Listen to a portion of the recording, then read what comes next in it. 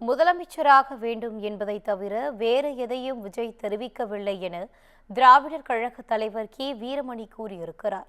சென்னையில் செய்தியாளர்களிடம் பேசிய அவர், விஜய் கட்சி ஆரம்பித்து 2 ஆண்டுகள் ஆகியும் இதுவரை அவர் கொள்கையை சொன்னது இல்லை என்றார்.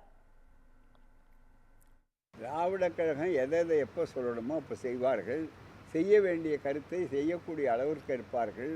இந்த போராடுகின்றவர்களெல்லாம் கொஞ்சம் மத்திய அரசை பார்த்து, மோடி அரசை பார்த்து கொஞ்சம் தாராளமாக நிதி கொடுங்க, நீங்கள் நிதியை இந்த மாதிரி கழுத்தை பிடிக்காதீங்க அப்படின்னு கேட்குறதுக்கு தயாராக இருந்தால், அங்கே டேங்கில் தண்ணி இருந்து வந்ததுன்னா இங்கே திறக்கலாம்.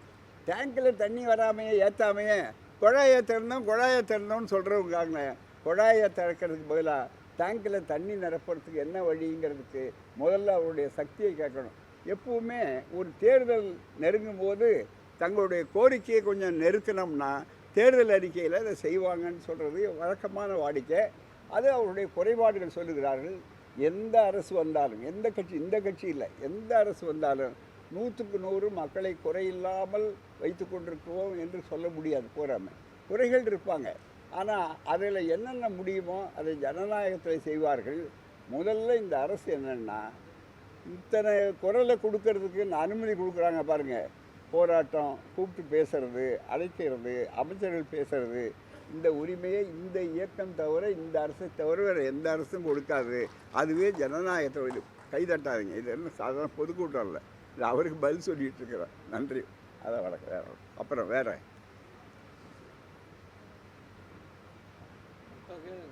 என்னம்மா சொல்லுங்கள். அவ்வளோதானா? விஜய் அவர்கள் பெரியார் வழியில தான் நான் நடக்கிறோம், பெரியார் எந்த தலைவர் ஏற்றாங்களோ அந்த தலைவர் வழியில தான் நாங்கள் தேர்தலை சந்திக்கிறோம்னு சொல்றாரு. திராவிடர் கழகம் விஜயை எதிர்ப்பதற்கு காரணம் என்ன? அதாவது கொள்கையை சொல்லட்டும், யார் வழிங்கிறது அப்புறம். கொள்கை அது இதுவரையில் அவர்கள் கொள்கையை அறிவித்திருக்கிறார்களா? அதுக்கு பதில் சொல்லுங்கள் நீங்கள்.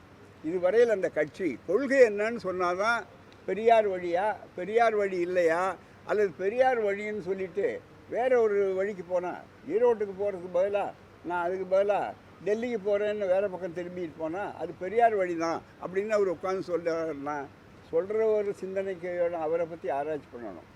கேட்குறவங்களும் அதை பற்றி இவங்க தலையாட்டினா அது ஆராய்ச்சி பண்ணணும். ஆகவே பெரியார் வழியா, இன்னொருத்தர் வழியா, அல்லது ஐவர் வழியா, இவங்க சிலை வழியாங்கிறது முக்கியமல்ல. போகாமல் 5 சிலையை வச்சுருக்கோம், 5 தலைவர்கள் வழியாங்கிறது முக்கியமல்ல.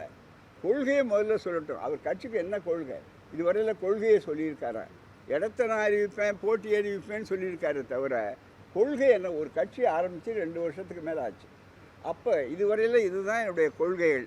அந்த கொள்கைகளை நடக்க இதுதான் எங்களுடைய போராட்டம். எங்களுக்கு ஒவ்வொரு கட்சியும் சொல்கிறோம், இதுதான் ஜாதி ஒழிப்பு, பெண்ணடிமை ஒழிப்பு, சமூக நீதி, இது மாதிரி தெளிவாக திராவிட கழகம்னா இந்த கொள்கை, ஆர்எஸ்எஸ்னால் அவங்க இந்த கொள்கை அப்படின்னு இதுக்கு நேராக இருந்தாலும் எங்களுக்கு மதவெறியை உண்டாக்குறது தான், இந்துத்துவாவை உண்டாக்குறது தான், இந்து நாடை உண்டாக்குறது தான் அவர் கொள்கை. ஏற்கிறோமா இல்லையாங்கிறது அது வேறு விஷயம்.